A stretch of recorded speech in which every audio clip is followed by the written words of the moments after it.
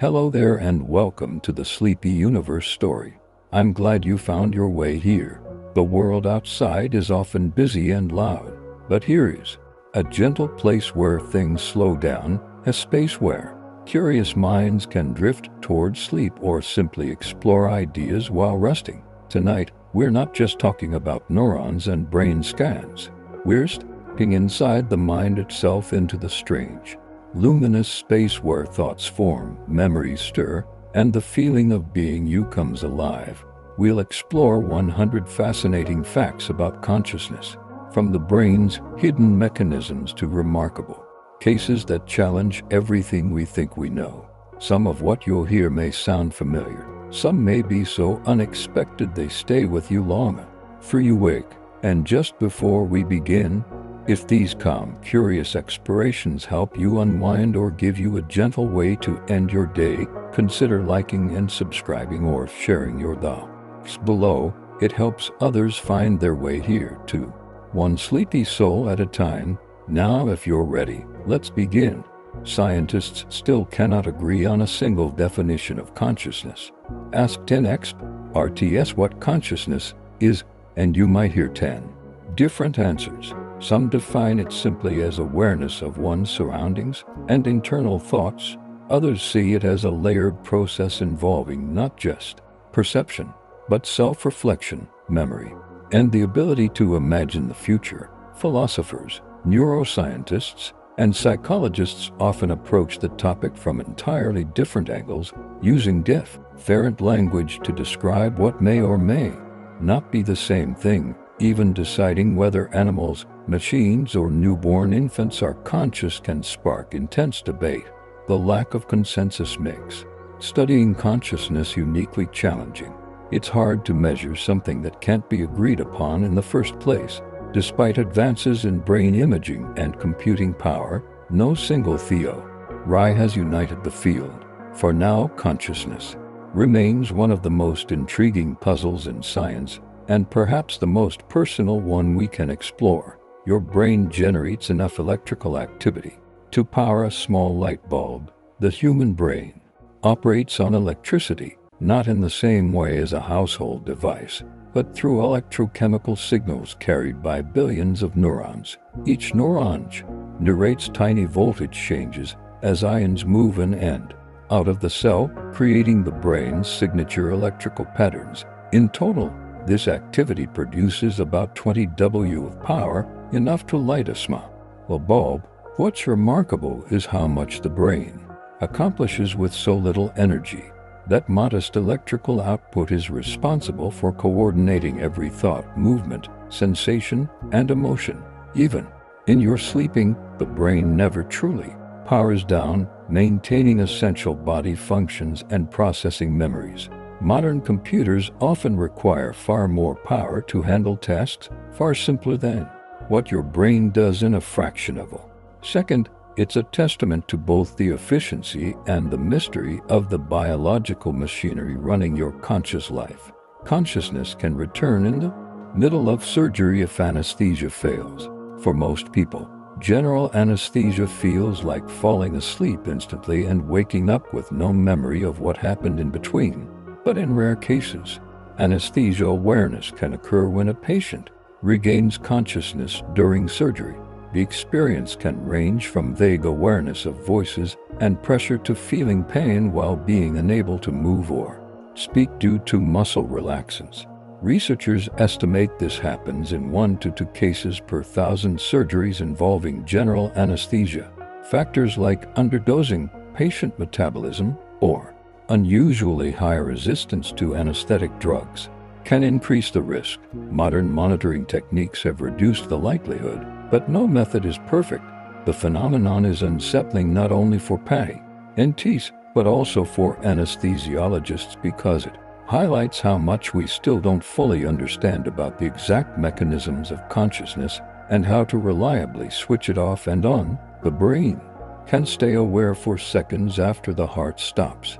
When the heart stops pumping blood, consciousness doesn't necessarily vanish instantly. Studies of cardiac arrest patients have shown that brain activity can persist for tens of seconds after Circulation ceases in some cases. Survivors of near-death experiences have reported vivid perceptions and memories during this brief window, even describing events that occurred while they were clinically dead. Scientists think this lingering awareness may be due to the brain using its remaining oxygen and glucose reserves before shutting down. These final bursts of organized neural activity can produce unusual sensations, such as tunnels of light or heightened clarity. While this doesn't prove that consciousness survives death, it does suggest that the process of losing awareness is more gradual than we might assume, and that the brain's last moments may be far more complex than a simple off switch. Some comapatients can communicate using brain scans alone. A coma is typically thought of as complete unconsciousness, but advanced imaging has revealed that some patients diagnosed as unresponsive still have NDS of awareness. In specialized experiments, researchers have asked these patients to imagine playing tennis or walking through their home. Each mental task produces a distinct pattern of brain activity detectable by functional MRI. By assigning yes or no answers to specific imagery tasks, some patients have successfully communicated without speaking or moving. This breakthrough has profound implications for diagnosis and care, offering families a way to connect and giving patients a voice when their bodies cannot respond. It also forces scientists to rethink what it means to be conscious and reminds us that the line between awareness and unawareness can be far thinner than traditional bedside tests suggest. Blind sight allows people to detect objects they cannot see. Blind sight is a rare and fascinating condition in which people with damage to their primary visual cortex lose the ability to consciously see yet can still respond to visual information. For example, a blind sight patient may correctly guess the location of an object or detect its movement even though they report total blindness in that part of their visual field. Scientists believe this happens because visual signals can travel along alternative neural pathways that bypass the damaged region, reaching areas of the brain that guide movement and orientation without creating conscious vision. Blind sight challenges the idea that perception and awareness are inseparable, showing that the brain can process complex information without it ever entering the spotlight of consciousness. Split brain surgery can create two separate streams of awareness. Split brain surgery, once performed to treat severe epilepsy, severs the corpus callosum, the thick bundle of nerve fibers connecting the brain's two hemispheres. Patients who undergo this procedure can still function normally in most daily activities, but in laboratory tests, each hemisphere can process information independently. For example, if an image is shown only to the right hemisphere, which controls the left hand but not speech, the patient may be unable to name it yet can doctor it accurately with the left hand. This suggests that each hemisphere can hold its own version of awareness. The phenomenon raises deep questions. Are there now two minds sharing one body, or does consciousness somehow remain unified despite the split? Certain drugs can erase memories without affecting intelligence. Some medications, particularly in the sedative and anesthetic family, can interfere with the brain's ability to form new memories, while leaving other mental functions intact. Selim, for example, can make a person alert and conversational during a medical procedure, yet later they will remember nothing of the experience. This effect, called antegrade amnesia, targets the hippocampus, a region essential for consolidating short-term memories into long-term storage. While this property can be useful for preventing trauma or distress during surgery, it also highlights how memory and consciousness, though linked, are not identical. You can be fully aware in the moment, yet lose all trace of that awareness in the hours or days that follow. Some people experience complete loss of self during meditation. Certain advanced meditation practices, particularly in long retreats or Deep states of concentration can produce what practitioners describe as ego dissolution, the temporary disappearance of the sense of being a separate self. In these moments, percept, I may feel vast and unbounded. Thoughts may slow or stop, and the distinction between self and world can blur or vanish entirely.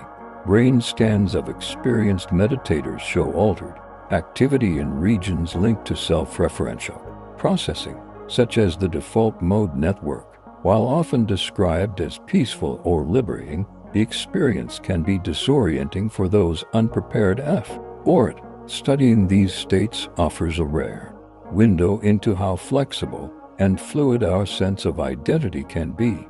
The locked-in state traps a fully conscious mind in a paralyzed body. Lock-in syndrome is a rare condition often caused by brainstem damage in which a person loses nearly all voluntary muscle control while remaining fully conscious and aware. Most cannot speak, move, or even blink, though some retain limited eye movement. Communication becomes possible only through painstaking eye-tracking systems or blinking in response to yes or no questions. Despite the severity of the condition, cognitive abilities and personality often remain intact. For the person inside, it can feel like being trapped in a motionless body, a complete separation of mind and movement. This condition underscores the difference between consciousness and the ability to express it, and why modern neuroscience increasingly relies on technology to detect awareness when outward signs are absent. Yet, people can perform complex actions while asleep, including driving. Sleepwalking is a form of parasomnia, where the brain is in a mixed state between sleep and wakefulness.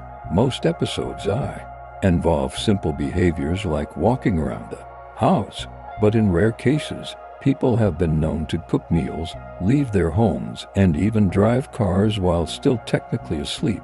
During these episodes, the brain's motor control systems are active, but higher reasoning and memory formation are largely offline. This is why sleepwalkers often have no memory of their actions afterward. The phenomenon shows that not all movement and decision require full conscious awareness. Complex routines can unfold purely on automatic processes. While fascinating, it can be dangerous, especially when a person engages with hazards in the environment without the judgment that comes from being fully awake. Sleep paralysis leaves you awake but unable to move. Sleep paralysis occurs when the mind wakes up while the body is still. Insomnia, the natural paralysis that prevents you from acting out your dreams. People experiencing it find themselves fully conscious, able to see and hear, yet completely unable to move or speak. It can last from a few seconds to several minutes and is often accompanied by vivid hallucinations, such as sensing a presence in the room or seeing shadowy figures.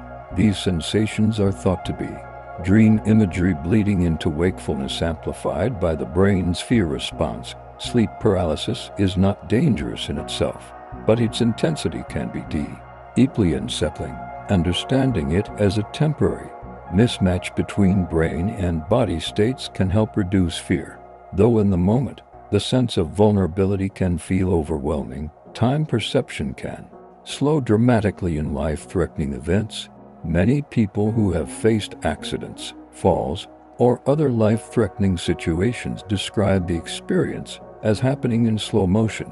Scientists believe this is due to the brain's heightened attention and memory processing under stress. In moments of danger, the amygdala, a region involved in emotional responses, signals the brain to store more details per unit of time.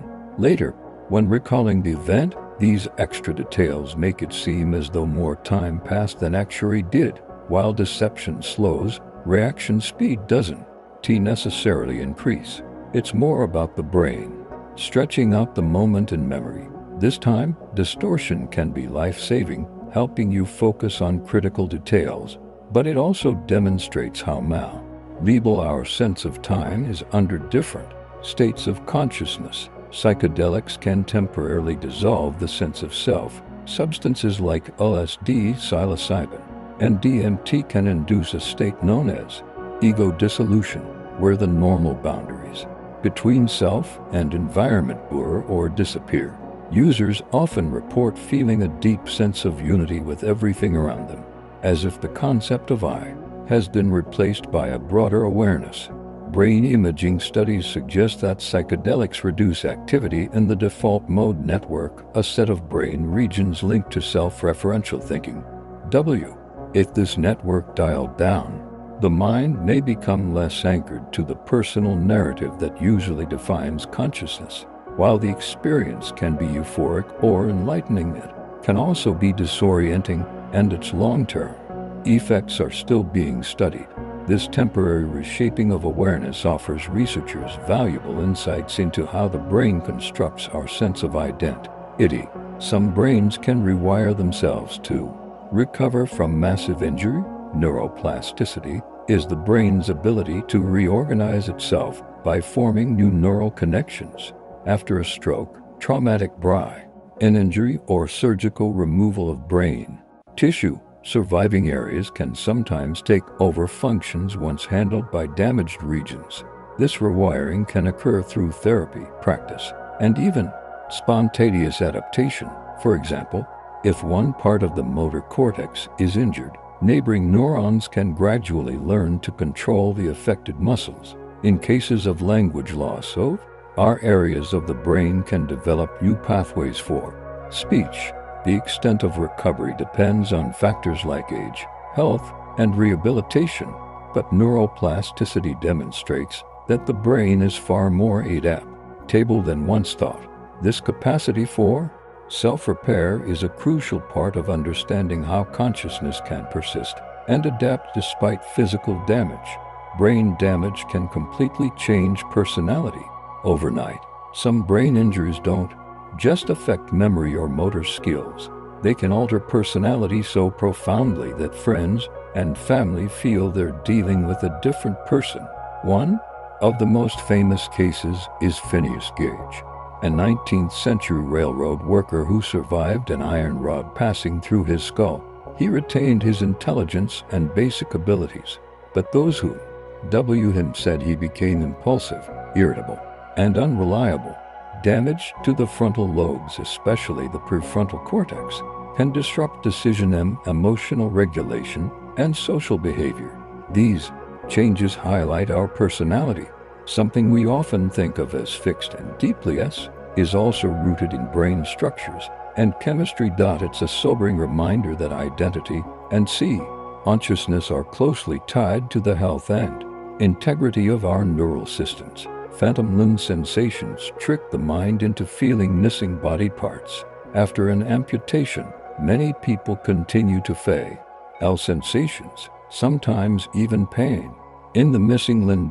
This phenomenon, known as phantom limb syndrome, occurs because the brain's map of the body doesn't update instantly after the loss. Neurons in the same sensory cortex which process touch and movement can still be activated by signals from surrounding areas, creating the illusion that the limb is still there. In some cases, sensations are so vivid that people instinctively try to move or scratch the missing limb. Treatments like mirror therapy, which uses visual feedback to retrain the brain, can reduce discomfort. Phantom limbs reveal that our experience of the body is constructed in the brain and can persist even when physical reality changes. Some blind people can learn to see using clicks and echoes. Certain blind individuals develop a form of echolocation, producing mouth clicks or tapping a cane and listening to the echoes that bounce back from nearby objects. With training, they can judge distances, shapes, and even textures based on subtle differences in sound. Brain scans show that in skilled echolocators, parts of the visual cortex, normally used for processing sight, become active when interpreting these echoes. This adaptation demonstrates the brain's remarkable ability to repurpose unused regions for new sensory tasks. While echolocation doesn't replace vision in the traditional sense, it allows for navigation, and spatial awareness far beyond what most sighted people might imagine possible without eyesight. The brain can create vivid hallucinations in calm, complete silence, and darkness. When deprived of sensory input for long periods, such as in a dark soundproof room, the brain often begins generating its own sensations. People in sensory deprivation environments may see shifting patterns of light, hear phantom sounds, or even experience complex scenes and voices. These hallucinations happen because the brain is constantly predicting and filling in sensory information without real input. Those predictions can run wild, while short periods of sensory isolation can be relaxing. Prolonged deprivation can become disorienting or unsettling. This response highlights how much of conscious perception is actively constructed rather than passively received. Lucid dreamers can communicate with scientists while asleep. Lucid dreaming occurs when a person becomes aware that they're dreaming and can sometimes control the dream's events. In recent studies, researchers have found ways to communicate with lucid dreamers in real time. Dreamers are given simple yes or no questions while in sleep, and they respond by moving their eyes in prearranged patterns or making specific facial twitches. These experiments prove that two-way communication is possible during a dream, opening up new avenues for studying consciousness in altered states. It's a remarkable demonstration that awareness isn't limited to waking life, and that even in the middle of a dream, a part of the mind can stay tethered to the outside world. Consciousness can be temporarily erased during certain epileptic seizures. Not all epileptic seizures involve dramatic convulsions. Some, known as absent seizures or complex partial seizures, can briefly shut down conscious awareness while leaving the person physically still or performing small automatic actions. From the outside, it might look like the person has simply paused mid-sentence or is staring into space. Inside, there is often no memory of the episode at all. These events can last only a few seconds, but completely remove conscious experience during that time.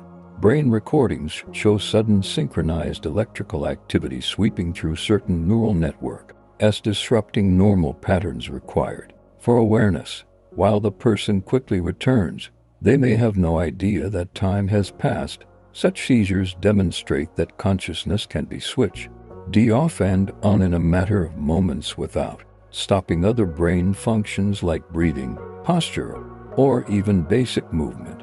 Deep brain stimulation can switch awareness on and off.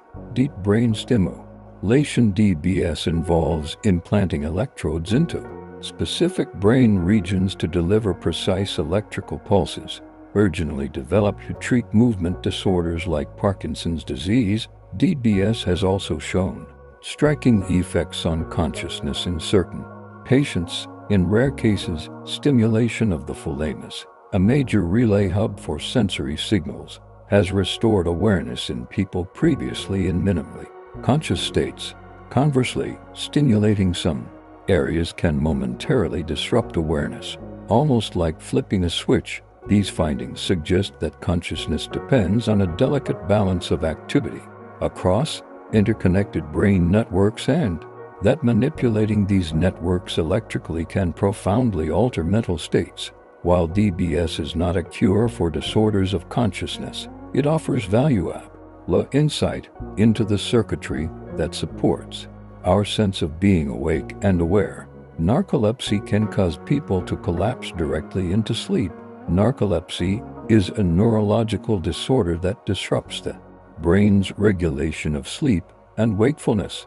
One of its most dramatic symptoms is cataplexy, sudden muscle weakness triggered by strong emotions, such as laughter or surprise. In some cases, a person can transition directly from wakefulness into sleep by passing the gradual descent through lighter sleep stages. The body is naturally paralyzed to prevent acting out dreams, so an abrupt entry into this state can cause an unexpected collapse. Despite appearances, the person remains conscious during cataplexy episodes, but in narcotic sleep attacks, awareness is quickly replaced by vivid dream Marjorie, studying narcolepsy, has given researchers clues about how the brain switches between different states of consciousness and why these transitions can sometimes go wrong. In rare cases, people can hear colors and taste shapes. Synesthesia is a neurological phenomenon in which stimulation of one sense automatically triggers perceptions in another. While the most common forms involve seeing colors when hearing sounds or associating numbers with specific hues, some rare cases are even more unusual. A person might taste flavors when touching certain textures or hear specific pitches when looking at bright colors.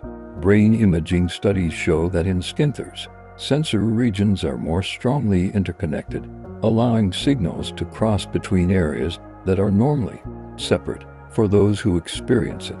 Synthesis is consistent and involuntary.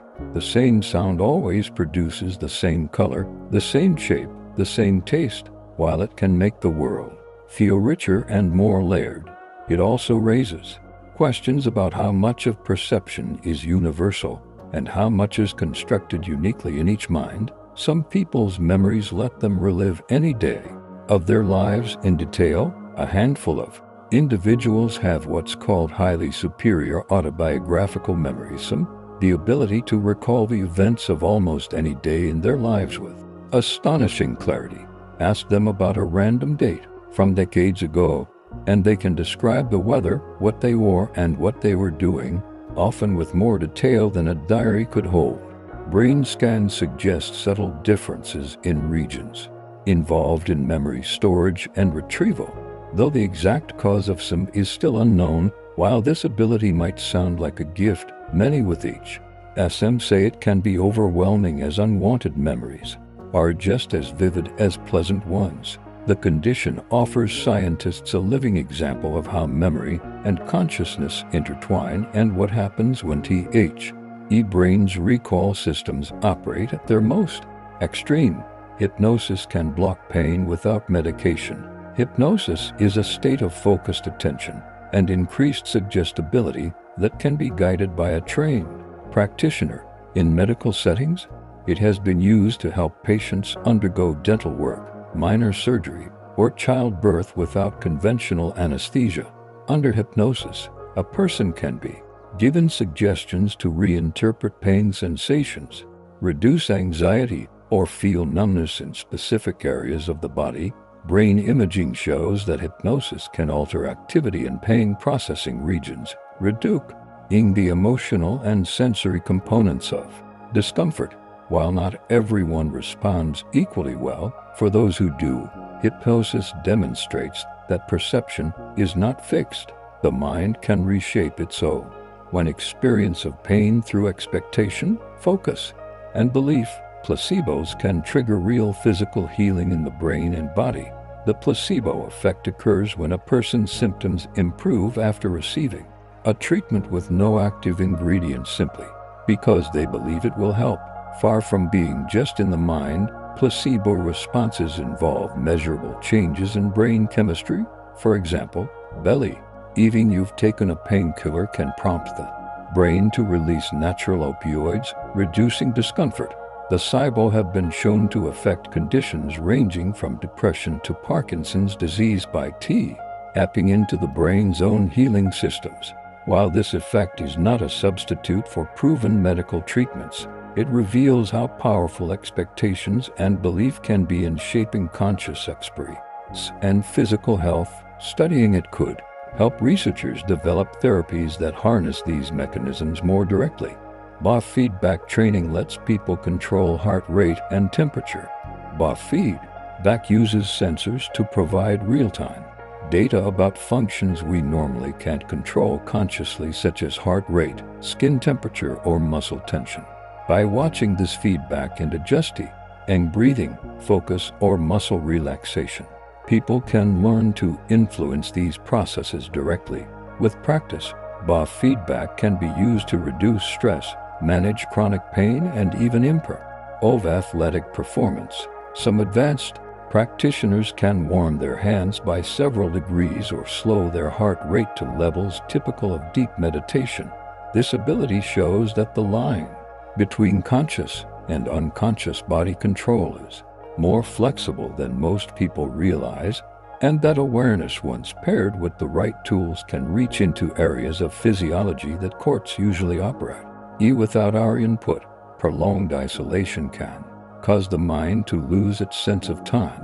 When humans are cut off from external cues like daylight clocks and human interaction, their internal sense of time can quickly drift. In experiments where volunteers lived in isolated environments for weeks or months, many lost track of the daylight cycle and began keeping much longer or shorter days without realizing it. Some reported feeling as though only a few days had passed when, in fact, weeks had gone by. The brain relies heavily on environmental signals to anchor its internal clock, and without them, consciousness can begin to drift into its own rhythm. This effect has important implications for astronauts, submarine crews, and others who work in closed artificial environments. Some people remember events that never happened with complete conviction. False memories are recollections of events that feel real but never occurred or occurred differently than remembered. These can arise naturally through the brain's tendency to fill in missing details or be implanted intentionally through suggestion. Experiments have shown that people can be led to remember entire fictional events, such as being lost in a mall as a child, with high confidence. Brain scans of false memory recall often resemble those of true memories, suggesting the brain uses similar mechanisms to retrieve both. This blurring of reality and imagination demonstrates that conscious experience is not a perfect record of the past, but an ongoing reconstruction, vulnerable to error at every stage. Consciousness may depend on brain connections, not just size. Brain size alone isn't a reliable predictor of conscious complexity. Whales and elephants have larger brains than humans, yet humans possess far denser and more efficient neural connections. It's the organization of these pathways, how quickly and effectively information moves between brain regions, that seems to matter most. Neural efficiency allows the integration of sensory input, memory, and decision into a coherent experience of the world. A smaller brain with well-optimized connections can outperform a larger, less connected one in certain cognitive tasks. This is why some birds and primates, despite having smaller brains, display problem-solving abilities comparable to young humans. Studying these differences suggests consciousness may emerge less from neuron count and more from the brain's ability to coordinate vast networks of information rapidly and smoothly. In other words, wiring may be the true foundation of awareness. The smallest known conscious brain belongs to an insect. Honeybees and other insects have tiny brains, yet they perform tasks suggesting a form of awareness. A bee's brain contains fewer than 1 million neurons, vastly fewer than humans, but still manages complex behaviors.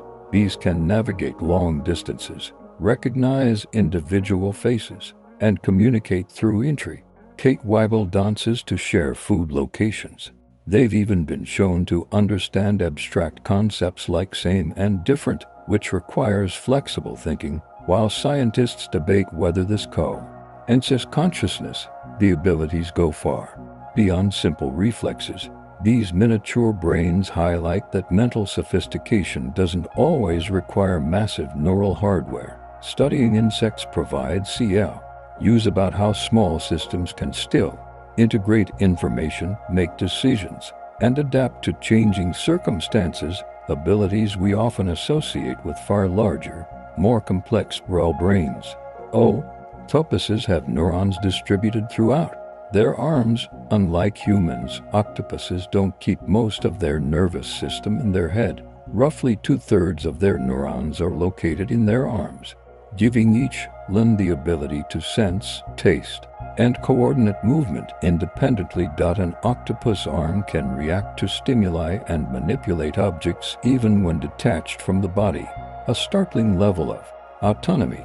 This distributed control means an Octopus may experience the world in a way entirely unlike ours, with multiple semi-independent processing centers working together. It challenges our human-centered models of consciousness, which assume a single centralized brain running the show.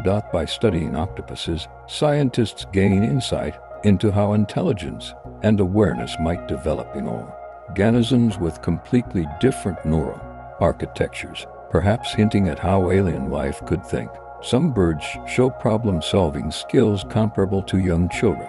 Crows, ravens, and parrots demonstrate advanced cognitive abilities, despite having much smaller brains than mammals. New Caledonian crows have been observed bending pieces of wire into hooks to retrieve food, tool-making that requires foresight and planning. African gray parrots have learned to understand numbers, colors, and even the concept of zero. These skills suggest a level of mental flexibility and problem-solving ability once thought unique to humans and great apes. Birds achieve this with a highly efficient brain structure called the pallium, which packs neurons densely and connects them in complex ways. Their abilities show that advanced problem-solving and perhaps even forms of conscious awareness can evolve in species with very different brain anatomy from ours. Machines can simulate him and speech without any awareness. Modern artificial intelligence can carry on conversations, answer questions, and even generate creative writing. These systems rely on statistical patterns in massive data sets, predicting which words are most likely to come next. While their responses can sound thoughtful or even emotional, there's no subjective experience behind them, no internal sense of meaning.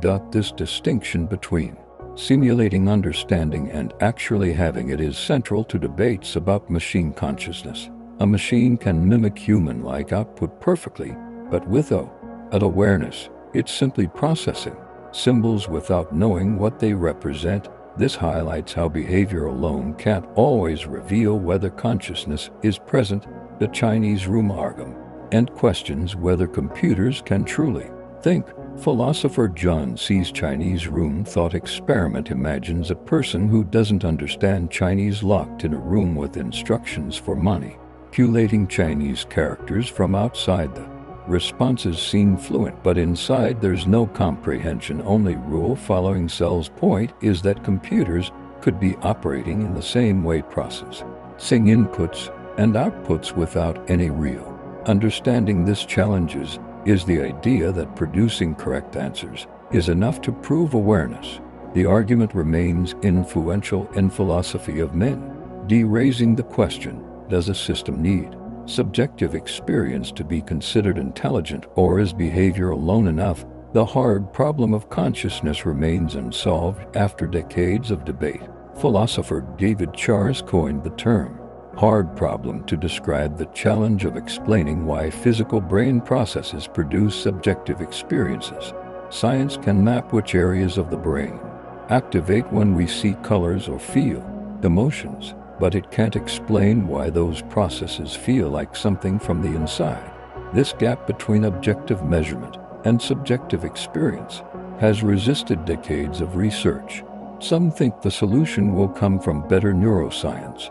Others believe it may require a radical new understanding of reality itself. Until it's solved, the hard problem remains one of the deepest mysteries in science.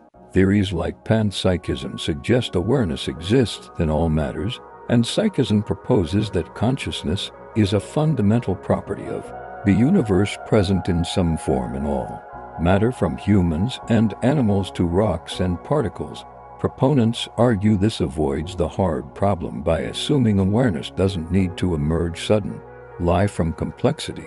Critics point out that this idea is difficult to test and risks stretching the definition of consciousness too far. Still, it's gaining attention among some philosophers and scientists who see it as a possible bridge between physical processes and subjective experience. Quantum theorists propose that consciousness arises from subatomic processes. Some researchers suggest that quantum mechanics may play a role in consciousness, with microscopic events inside neurons influencing mental states. The OR theory proposes that quantum processes in microtubules, structural components of cells, could contribute to awareness. This is controversial because the brain's warm biological environment is thought to disrupt delicate quantum states. While there's little direct evidence so far, exploring these ideas keeps open the possibility that consciousness could be tied to the universe's most fundamental physical laws. Many scientists consider quantum consciousness unlikely. The majority of neuroscientists reject quantum theories of consciousness, arguing that classical physics explains brain function sufficiently. Quantum effects in biology have been observed in areas like photosynthesis, but applying them to complex mental processes is a far greater leap. Current brain models can account for perception, memory, and decision without invoking quantum mechanics. Still, the debate persists, partly because the mystery of consciousness is so deep that even unlikely explanations continue to draw interest. Brain waves coming at different speeds are linked to mental states. Electrical activity in the brain occurs in rhythmic patterns known as brain waves. These waves are classified by frequency measured in cycles per second hertz, and each type is linked to different mental states. Fast waves tend to appear during active thinking, while slower ones dominate during relaxation or deep sleep. Scientists can measure brain waves using electroencephalography, placing electrodes on the scalp to detect subtle voltage changes. This technology reveals that our mental state is never static. The brain constantly shifts between rhythms depending on what we're doing and feeling. The relationship between these frequencies and consciousness suggests that awareness is not one thing but a dynamic pattern that changes throughout the day, from the rapid bursts of creativity to the slow, steady pulses of our deep rest. Gamma waves are found in problem solving and memory processing. Gamma waves are the fastest brain waves, cycling more than 30 times per second. They're associated with highly cogitative functions, such as complex problem solving, memory recall, and the integration of information from multiple senses. When you have an aha moment, suddenly connecting to ideas, gamma activity often spikes. These waves are thought to help synchronize different regions of the brain, binding together separate pieces of information into a unified perception. Interestingly, experienced meditators sometimes produce unusually high gamma activity, suggesting that certain mental training can influence these patterns. While gamma waves are not the sole determinant of intelligence or creativity, they appear to play a key role in the fluid, interconnected nature of conscious thought. Alpha waves are in relaxed wakefulness. Alpha waves are slower than gamma, cycling around 8 to 12 times per second. They're most prominent when you're awake but calm, such as during quiet reflection or just before falling asleep. Alpha activity often increases when you close your eyes and reduce visual input, signaling a shift into a more internally focused state. These waves are linked to reduced stress, enhanced creativity, and improved learning, possibly by filtering out irrelevant sensory information. Practices like meditation and deep breathing can boost alpha wave activity, which may explain their calming effects on the mind. For neuroscientists, alpha waves are a window into how the brain regulates the balance between alert engagement with the outside world and restful and attention. Theta waves are linked to dreaming and creativity. Theta waves oscillate more slowly, 4 to 8 times per second, and are most common during light sleep, dreaming, and deep meditating.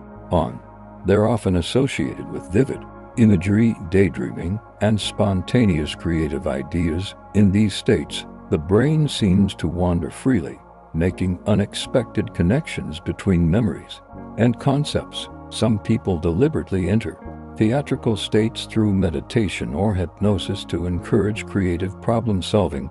Because theta waves are linked to the brain's default mode network, they may also play a role in processing emotions, and integrating experiences into long-term memory. This balance of imagination, reflection, and memory makes theta activity a fascinating component of consciousness research. Delta waves dominate in deep REM sleep. Delta waves are the slowest brain waves, cycling less than 4 times per second. They're most prominent during the deepest stages of non-REM sleep, when the body repairs tissue, strengthens the immune system, and consolidates certain types of memories. In this state, conscious awareness fades almost completely, yet the brain remains highly active in maintaining essential bodily functions. High delta activity is also seen in infants and young children whose brains are developing rapidly. For adults, adequate time in delta sleep is essential for physical recovery and mental age. Disruption of this stage can leave you feeling unrefreshed even after a full night's rest. The brain produces electrical ripples when forming memories. When the brain stores new information, it generates brief bursts of high-frequency electrical activity known as ripples. These events occur primarily in the hippocampus, a region critical for memory formation and help replay and strength. And recent experiences, ripple activity is especially strong during slow-wave sleep, when the brain consolidates memories for long-term storage. Scientists believe these electrical ripples allow different parts of the brain to synchronize, reinforcing neural connections. In animal studies, disrupting ripples can impair learning, while enhancing them may improve memory retention. Understanding these patterns offers potential new approaches for treating memory disorders. Hallucinatory states can be triggered by oxygen deprivation. When the brain receives insufficient oxygen, a condition called hypoxia, perception can change dramatically. People may experience bright flashes, tunnel vision, or even complex hallucinations. This can happen during high-altitude climbing, deep diving, or medical emergencies. Reduced oxygen disrupts normal neural activity, particularly in regions that process vision and maintain orientation. These unusual perceptions are often accompanied by confusion, dizziness, or a sense of detachment from reality. While typically dangerous, studying these altered states helps researchers understand how fragile conscious perception can be when the brain's basic needs are compromised. Astronauts have reported vivid dreams and hallucinations in space. Life aboard the International Space Station can alter perception in unexpected ways. Astronauts have described unusually vivid dreams, flashes of light when their eyes are closed, and occasionally hearing phantom sounds. Some of these experiences are caused by cosmic rays, high-energy particles striking the retina, while others may be linked to altered sleep cycles and the psychological effects of isolation. Microgravity also changes how fluid moves in the body, potentially influencing brain function. These space-specific experiences give scientists a unique perspective on how consciousness adapts to extreme environments far beyond Earth. Micro-doing psyche looks can subtly alter cognitive patterns. Micro-doing involves taking very small non-homeric amounts of psychedelic substances like LSD or psilocybin. Users report improved mood, enhanced focus, and increased creativity without the intense visual or emotional effects of a full dose. Early research suggests microdoing may slightly alter connectivity between brain networks, allowing more flexible patterns of thought. However, much of the evidence is anecdotal, and placebo effects can be strong. Controlled studies are underway to determine whether the benefits are real, and if so, how they work. The practice remains controversial, but it offers a rare opportunity to explore mild, sustained changes in conscious processing. Some people experience flow states where time seems to disappear. Flow is a mental state in which a person becomes fully absorbed in an activity, losing track of time and self-awareness. It often occurs during challenging but enjoyable tasks like playing music, painting, or engaging in sports where skill and difficulty are perfectly balanced. Brain studies suggest flow involves reduced activity in the default mode network, which is associated with self-reflection and increased coordination between motor and attention systems. The result is a sense of effortlessness, heightened focus, and intrinsic reward. Flow states show how consciousness can be tuned so precisely that the rest of the world seems to fade away. Certain migraines can cause temporary distortions in perception. Some migraine sufferers experience auras, sensory disturbances that can occur before or during a headache. In rare cases, these auras dramatically alter perception. Straight lines may appear wavy. Objects can seem larger or smaller than the wire, and familiar faces may look distorted. These changes are thought to result from waves of electrical activity spreading across the visual cortex, temporarily disrupting normal processing.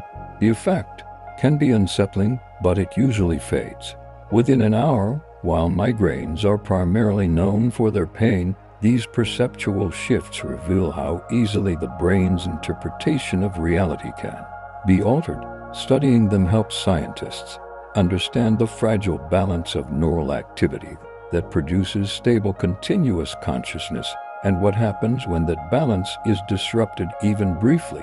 Déjà vu may be a glitch in the brain's memory processing. Déjà vu, the eerie feeling that you've experienced a moment before, is surprisingly common. One leading theory suggests it happens when the brain briefly misroutes sensory input, sending it to the memory system before conscious awareness. This creates the illusion that the current experience is a recalled memory, even though it's happening for the first time. Another possibility is that déjà vu results from two parallel processing streams in the brain briefly falling out of sync. While most episodes are harmless and last only seconds, déjà vu can occur more frequently in people with certain types of epilepsy, offering researchers a chance to study it under controlled conditions. Understanding déjà vu may offer broader insights into how memory and present moment awareness are linked. Vu creates the opposite effect. Familiar things feel unfamiliar. Ya vu is the strange counterpart to déjà vu.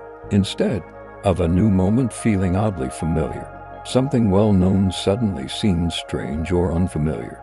You might look at a common word until it stops making sense, or walk through your own home and briefly feel lost. Scientists believe déjà vu occurs when the brain's recognition systems momentarily fail, interrupting the automatic sense of familiarity. It can be triggered intentionally through repetition, or it may appear in certain neurological conditions. Though usually fleeting, déjà vu reveals that our perception of familiarity is an active mental process, and like any process, can be disrupted, changing how we experience even the most ordinary prayer surroundings. The brain can reconstruct the present from slightly delayed signals. It takes time for light to reach sound to reach your ears, and sensory information to be processed by the brain. Yet you experience the world as if everything is happening instantly.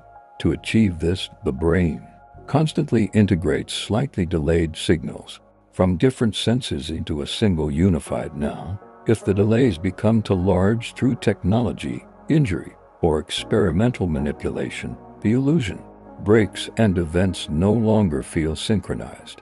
This reconstruction of the present shows that consciousness isn't a raw feed of sensory data, but a carefully assembled version of reality designed to feel seamless. In blending illusions, the mind smooths over missing information. Our senses don't capture every detail of the world around us, but the brain fills in gaps automatically, creating a continuous experience. In certain visual illusions, moving objects may disappear briefly, yet we still perceive smooth motion because the brain blends past and future in format. And this process helps maintain stability in a constantly changing environment, but also means our conscious perception can be subtly inaccurate without us realizing it. Studying blending illusions shows how much awareness is about prediction. The brain uses prior knowledge to create the most likely picture of what's happening even when data is incomplete. Near-death experiences can include feelings of peace and detachment. People who come close to dying sometimes report vivid experiences floating above their bodies, moving through a tunnel toward light, or feeling an overwhelming sense of calm. These sensations may be linked to changes in brain chemistry and electrical activity caused by extreme stress or lack of oxygen. While interpretations vary from biological explanations to spiritual beliefs, the consistency of these reports across cultures makes them a significant subject of study. Understanding near-death experiences may help scientists learn how consciousness operates at the edge of life and death. Some people experience full life reviews in seconds. In rare moments of extreme danger, individuals have described seeing their life flash before their eyes. This phenomenon can include vivid recollections of events spanning decades, often with strong emotional detail. Researchers believe this may result from the brain rapidly activating memory networks under stress, possibly as part of a survival mechanism. Although the exact trigger is unclear, the speed and clarity of these life reviews suggest that the brain can access and process enormous amounts of stored information in very little time. Studying this effect could shed light on how memories are organized and retrieved. The sense of self may be a constant brain-built illusion. Neuroscientists increasingly view the self as a mental construct, a model the brain continuously updates to predict and control behavior. This model integrates sensory input, memories, and goals into a stable, seeming identity. Yet, it can be disrupted by injury, mental illness, or certain drugs, revealing its constructed nature. Conditions like depersonalization disorder, where people feel detached from themselves, show that the self is not fixed but fluid. If the self is an illusion, it's one the brain works hard to maintain, because without it, navigating the world becomes far more difficult. Even simple organisms show rudimentary decision. Single-celled organisms like amoebas and bacteria lack nervous systems, yet they can move toward food sources, avoid harmful environments, and adapt to changes. These behaviors are driven by chemical signaling rather than conscious thought, but they show that basic decision doesn't require your brain. Studying these organisms offers clues about the evolutionary steps that may have led to more complex forms of awareness.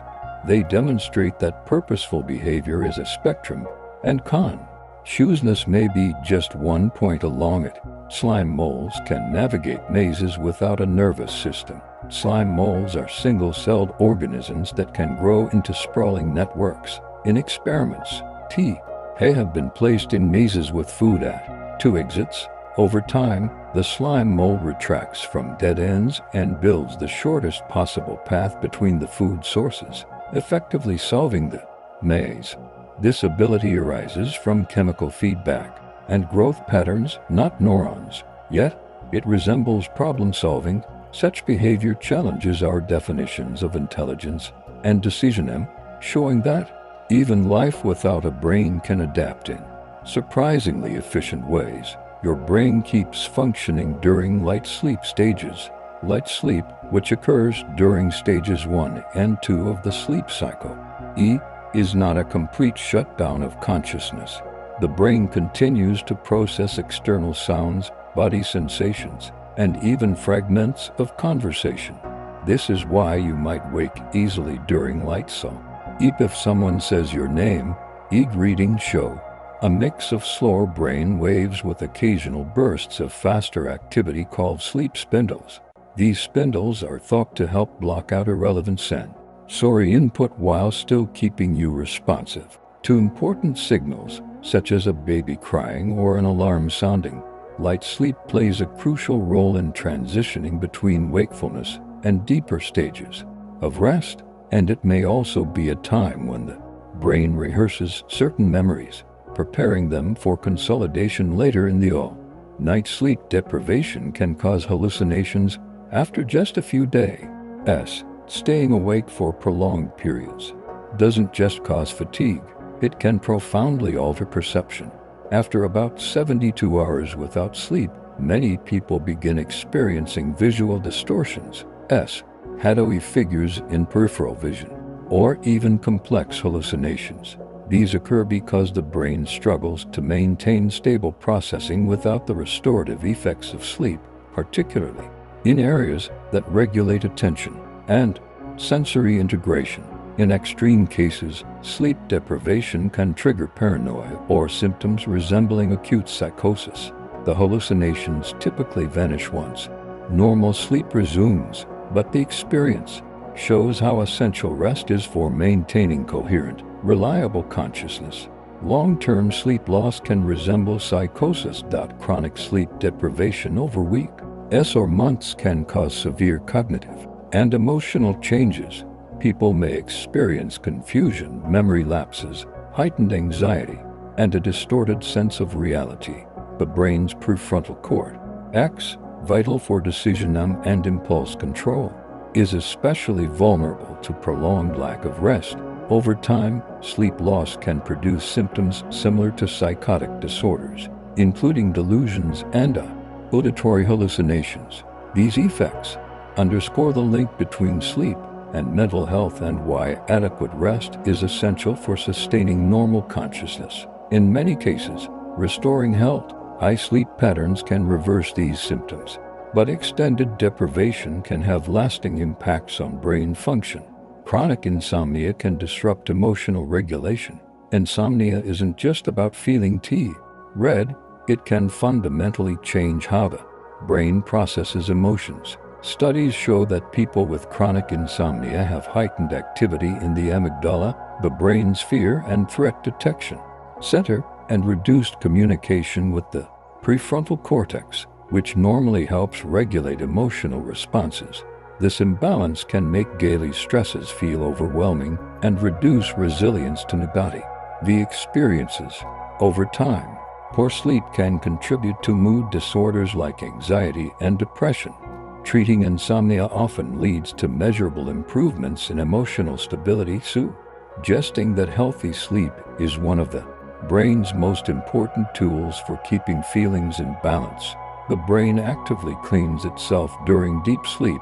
During the deepest stages of non-REM sleep, the brain's lymphatic system becomes highly active, flushing out metabolic waste products that accumulate during waking hours. This cleaning process involves cerebrospinal spinal fluid flowing rough brain tissue, clearing away potentially harmful substances like beta-amyloid proteins, which are linked to Alzheimer's disease. The system works far more efficiently during sleep than when awake, possibly because neural activity, SLOWS, allowing space for fluid movement. This nightly maintenance cycle highlights why deep restorative sleep is essential not just for memory and mood, but for long-term brain health. REM sleep may help integrate emotional memories. Rapid eye movement sleep is the stage most associated with vivid dreaming, but it also plays a key role in processing emotional experiences. During activity in the amygdala and other emotion-related brain regions remains high while stress chemicals like norepinephrine are suppressed. This unique state may allow the brain to revisit emotional events in a safe context, reducing their intensity over time. In this way, sleep acts like an overnight therapy session, helping integrate challenging experiences into our broader life story without overwhelming the waking mind. The content of dreams can be influenced from the outside. While dreaming, the brain remains partly open to sensory input from the environment. Researchers have shown that introducing specific sounds, lights, or smells during sleep can subtly shape the storyline of a dream. For example, playing the sound of running water might cause a dream of walking by a river, while the scent of roses could lead to more pleasant dream imagery. This external influence doesn't always work and is more effective in lighter stages of sleep or during. The phenomenon suggests that dreams are a blend of internal memory processing and external cues, a reminder that consciousness, even in sleep, is rare, sealed off from the world. Certain sounds or smells introduced during sleep affect dream storylines. Experiments using scent cues like peppermint or smoke have shown that these inputs can change the emotional tone or direction of a dream. Pleasant smells often produce more positive dream experiences, while unpleasant ones can lead to unsettling imagery. Similarly, soft music or gentle sound effects can guide dream themes without waking the sleeper. These findings open possibilities for influencing dreams for therapy, creativity, or stress relief. Though the technique remains experimental, they also demonstrate how porous the boundary between sleeping and waking consciousness can be. People in sleep can respond to yes or no questions. Recent research has shown that lucid dreamers in sleep can communicate with experimenters in real time. By using agreed upon movements or subtle facial twitches, participants can answer yes or no questions while still inside the dream. This breakthrough provides a rare opportunity to study dream consciousness directly instead of relying solely on people's memories after waking. It also suggests that parts of the brain involved in decision and external communication can remain active even in the depths of sleep. Sleep talking can reveal thoughts you didn't mean to share. Somniloquy or sleep talking can occur during any stage of sleep and often happens without the person remembering it. Speech can range from mumbling and single words to full sentences, and while it's usually harmless, it occasionally reveals personal thoughts or feelings. Because sleepwalking is unfiltered by waking self-control, it has fascinated researchers interested in the unconscious mind. However, interpreting its content is tricky, as the words may be fragments of dreams or random neural activity. Sleepwalk highlights the complex overlap between sleeping and waking brain states. Stroke patients can experience sudden shifts in consciousness. A stroke disrupts blood flow to part of the brain, cutting off oxygen and nutrients. When areas critical to awareness are affected, the results can be sudden changes in consciousness, from confusion to complete loss of responsiveness. In severe cases, a stroke can induce coma or vegetative states, while milder ones may cause brief disorientation or lapses in memory. The type and severity of change depend on which brain regions are impacted. For example, strokes in the brainstem can impair wakefulness entirely, while strokes in the parietal or frontal lobes can alter perception, attention, and self-awareness. Recovery varies widely. Some people regain normal consciousness within hours, while others take much longer or never fully recover. These cases reveal just how dependent our awareness is on precise blood flow and neural activity, and how quickly it can change when those systems are interrupted. Alien hand syndrome. Me makes a limb act without permission. Alien hand syndrome is a rare condition where one hand seems to act independently, performing movements the person did not intend. It's usually caused by damage to the corpus callosum, frontal lobe, or parietal lobe, which disrupts coordination between intention and motor control. People with the condition may watch their own hand button a shirt, close a drawer, or even undo actions the other hand just performed, all without consciously deciding to move it. The hand feels possessed, yet the movements are purposeful, not random. While the person can see and feel the limb, they cannot stop its actions through willpower alone. This strange separation between intention and movement offers a striking example of how parts of the brain can generate complex goal-directed actions without involving the conscious mind, and how our sense of control is ultimately built on fragile neural cooperation. Rare disorders can make people believe they are already dead. Some individuals develop Catted syndrome, a rare psychiatric condition in which they believe they are dead, do not exist, or have lost their internal organs. It often appears alongside severe depression, psychosis, or neurological conditions like brain injury or dementia. Patients may refuse to eat because they believe they no longer need nourishment, or they may insist that their bodies Decaying brain imaging suggests abnormal activity in areas involved in self-awareness and emotional regulation, while uncommon, Cotard syndrome reveals how a sense of being alive, something we take for granted, is a mental construct built on continuous brain feedback. When that system malfunctions, even the most fundamental truths about existence can be questioned. Treatment usually involves medication, psychotherapy, and addressing any underlying neurological issues, but recovery can be gradual. Kurt's delusion removes the sense of being alive. Kurt's delusion, named after French neurologist Jules Kurt, is one of the most extreme disturbances of self-awareness. People with this condition may insist they are missing organs, that their blood has dried up, or that they have already died. In some cases, they claim the world around them is no longer real. The condition is linked to abnormalities in brain areas responsible for integrating sensory input with emotional meaning. Without this integration, and even accurate sensory information fails to create the normal sense of presence and vitality. Cotard's delusion is rare, but often severe, requiring urgent psychiatric care. For research, it's a stark reminder that consciousness isn't just about processing sensory data, it's about assigning meaning to it, and when that meaning collapses, the self can vanish from one's own perception. Capra's delusion makes familiar people seem like imposters. In Capra's delusion, a person becomes convinced that someone close to them, often a spouse, friend, or family member, has been replaced by an identical-looking imposter. This condition is believed to stem from a disconnect between facial recognition areas and emotional response centers in the brain.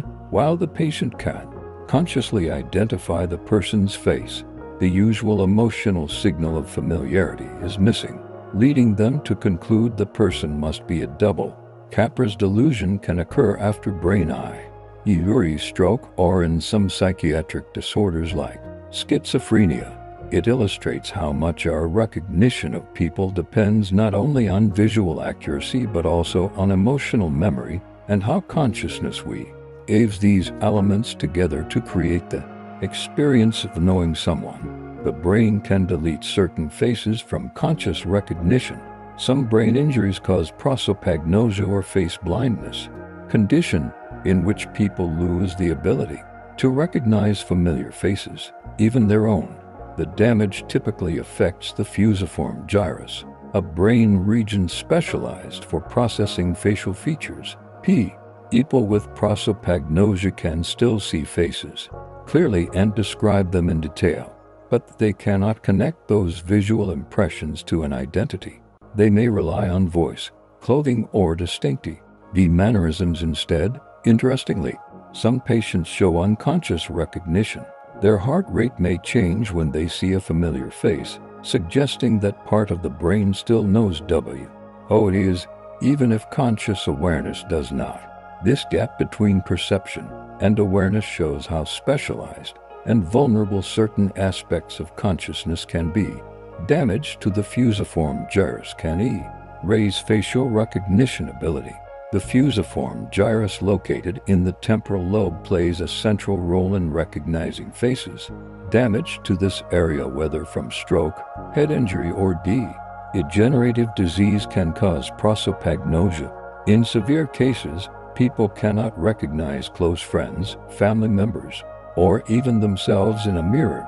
Despite this, they can still identify objects and read facial expressions, indicating that face recognition is a highly specialized process separate from other forms of visual processing. Some patients adapt by focusing on distinctive cues like hairstyle or voices. Studying fusiform for gyrus damage not only helps in rehabilitation but also deepens our understanding of how consciousness handles highly specific tasks within its broader framework. Visual perception. Some people have no mental imagery, a condition called aphantasia. Aphantasia is the inability to form mental images in the mind's eye. People with this condition can describe objects, recall facts, and recognize faces, but they cannot visualize scenes, people, or places internally. For them, thinking about an apple might bring up facts. Red, round, edible, boo. T, not an actual picture. Aphantasia can be lifelong or result from brain injury. Its discovery has reshaped how scientists think about imagination, memory, and consciousness, showing that vivid mental imagery is not universal. Despite lacking visualization, many people with aphantasia lead creative and successful lives relying on other cognitive strategies. Others experience hyphantasia with vivid eye-instant imagery. Hyperphantasia is the opposite of aphantasia, the ability to generate extremely vivid mental images that feel as real as looking at something directly. People with hyperphantasia can conjure detailed scenes, colors, and textures at will, often enhancing creativity in art, writing, or design. However, the intensity can sometimes be distracting as the imagined world can compete with real-world attention. Studies suggest that hyperphantasia may involve greater activation in visual processing areas when imagining compared to the average brain.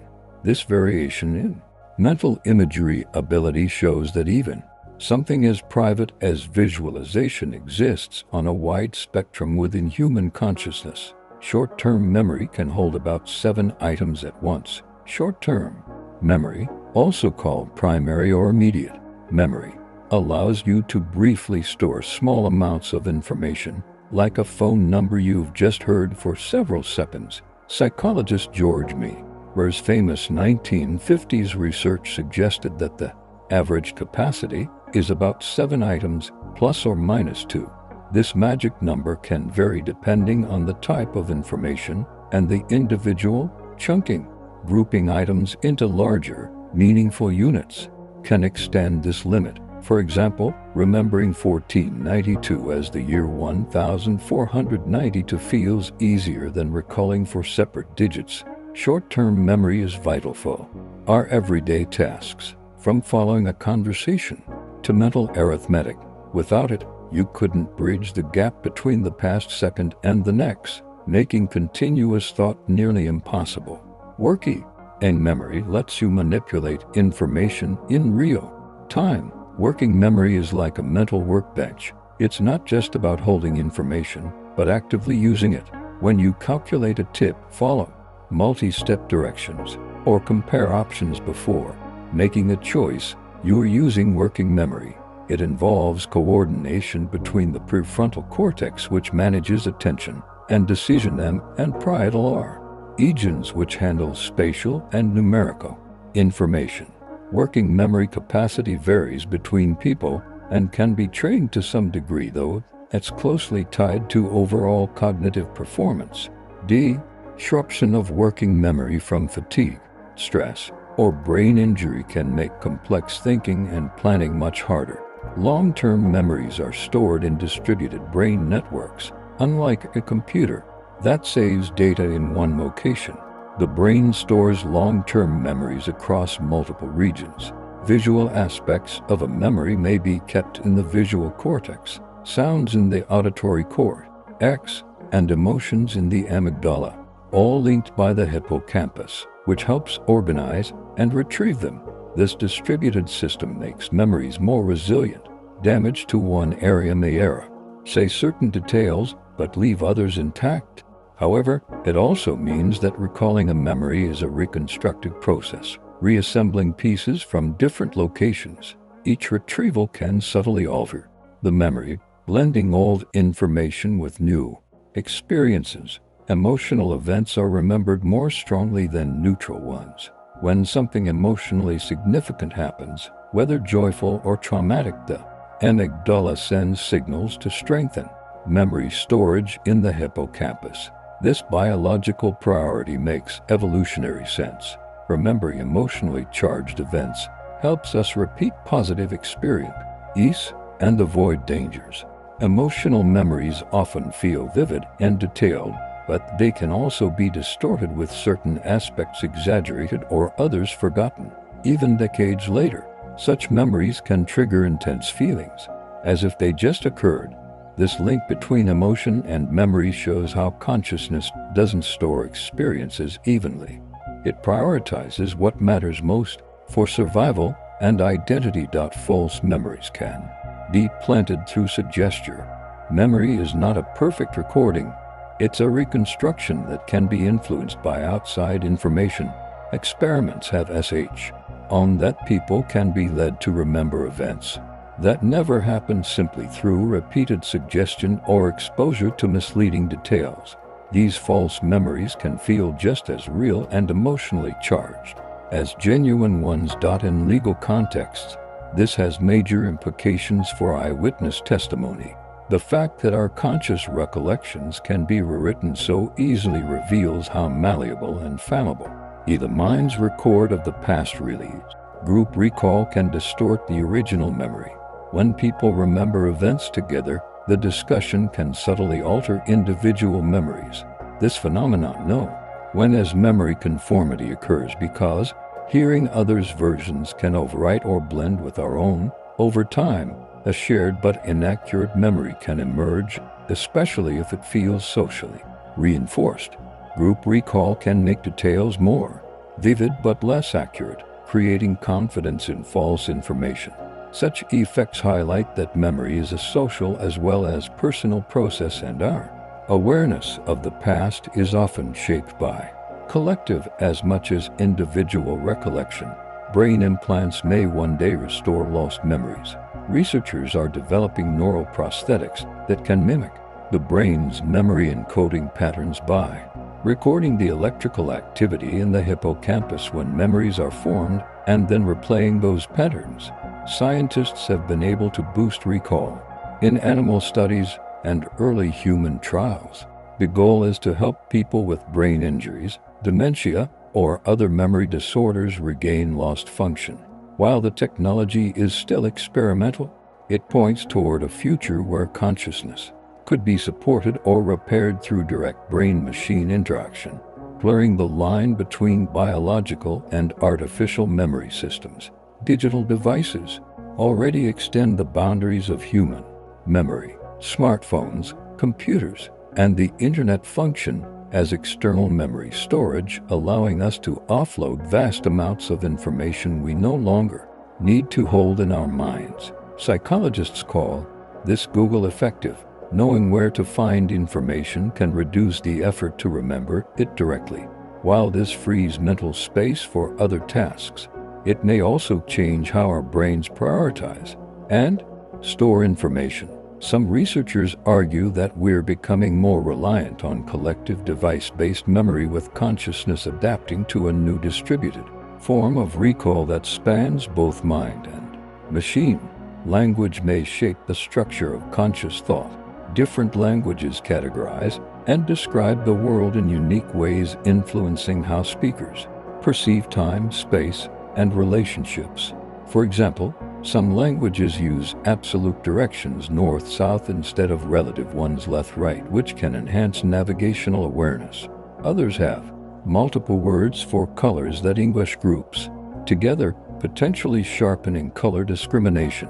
This linguistic relativity, known as the superior hold hypothesis, suggests that consciousness is partly shaped by the language we speak, not just in vocabulary but in the mental frameworks we habitually use. People who speak multiple languages may switch mental frameworks. Multilingual individuals often report feeling subtly different when using different languages, more formal in one, more expressive in another. Research shows that switching languages can also shift attention patterns, decision styles, and even emotional responses. This cultural frame switching happens because each language carries its own set of social norms, emotional associations, and thought patterns. For bilingual or multilingual people, consciousness may be more flexible, able to move between mental worlds simply by changing the words they use. Bilingual brains may show delayed onset of dementia symptoms. Research has found that people who speak two or more languages may develop symptoms of dementia several years later than monolingual individuals. The mental effort of switching between languages strengthens executive control systems in the brain, building what scientists call cognitive reserve. This reserve doesn't prevent dementia itself, but it may help the brain compensate for damage longer, delaying noticeable decline. The benefit appears across different types of dementia, including Alzheimer's disease, and is independent of education level or culture. Our background, lifelong bilingualism acts like mental exercise, keeping key neural pathways active and adaptable, while learning a second language later in life may not provide the same level of protection.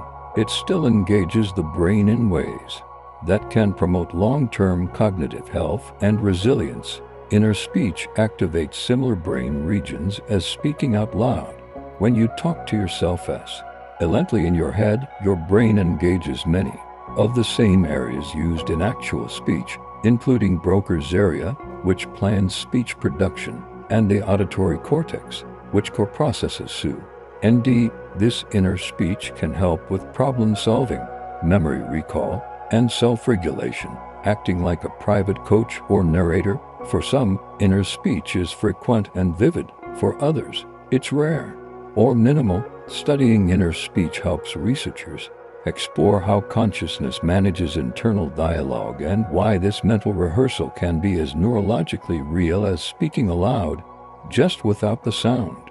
Some people rarely experience an inner monologue, while many assume everyone has a constant voice in their head. Some individuals experience little to no inner speech. Instead, their thoughts may take the form of images, abstract concepts, or nonverbal sensations.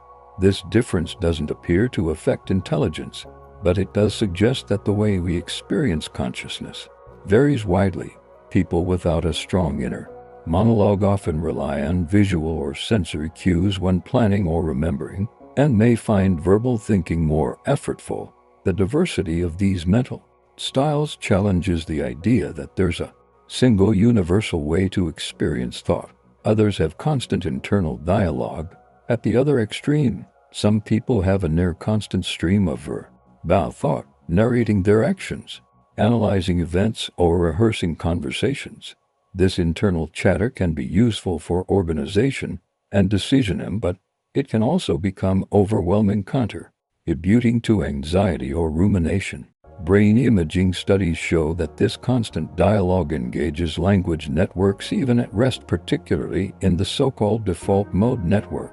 Understanding why some minds lean heavily on verbal thought while others barely use it offers insight into the wide spectrum of conscious experience. Meditation can change the physical structure of the brain, and long-term meditation practice has been linked to measurable changes in brain anatomy. MRI scans show increased fitness in areas related to attention, emotional regulation, and sensory processing, such as the prefrontal cortex and insula. These structural changes may support the improved focus, reduced stress, and enhanced emotional stability often reported by experienced meditators. The brain's ability to reorganize itself in response to practice. Neuroplasticity means that regular mental training can leave lasting physical marks. Much like exercise reshapes muscles, long-term mindfulness practice can reduce activity in the default mode network. The default mode network (DMN) is a set of brain regions active when the mind wanders or focuses inward. Overactivity in the DMN is associated with rumination and self-referential thinking, which can contribute to anxiety and depression. Long-term mindfulness meditation has been shown to quiet this network, shifting brain activity toward areas involved in present moment awareness. This reduced DMN activity may help explain why mindfulness often leads to a calmer, more focused state of consciousness, less tangled in repetitive thought loops. Hypnosis can alter perception and pain sensitivity. Under hypnosis, some people can experience profound changes in perception. Colors may shift, sounds may fade, and even pain can be significantly reduced. Brain scans reveal altered activity in regions that process sensory input and regulate attention, suggesting hypnosis can modify how incoming information is interpreted. While not everyone is equally susceptible, those who are can undergo medical procedures with little or no anesthesia when hypnotized. This demonstrates how belief, focus, and suggestion can directly influence conscious experience. Placebo effects show that belief alone can shape experience, but the placebo effect occurs when a person experiences real changes in symptoms after receiving a treatment with no active ingredient. Simply because they expect it to work. This isn't all in the mind. Brain scans show measurable changes in activity and even neurotransmitter release. Placebos can reduce pain, improve mood, and affect many other bodily functions. The effect underscores the powerful role that conscious belief and expectation play in shaping both perception and physical states. Some theories suggest consciousness is fundamental to the universe. While most scientists study consciousness as a product of the brain, some theories pose it as a basic feature of reality like space or time. This perspective, found in philosophical ideas such as panpsychism, suggests that consciousness could exist in all matters to varying degrees. While controversial, these theories aim to address the hard problem of how subjective experience arises from physical processes. If true, consciousness wouldn't just be something brains do. It would be woven into the fabric of the cosmos itself. The mystery of consciousness remains unsolved. Despite decades of research, no single theory fully explains how subjective awareness emerges from the physical brain. Neuroscientists can map the brain regions involved in perception, memory, and decision-making.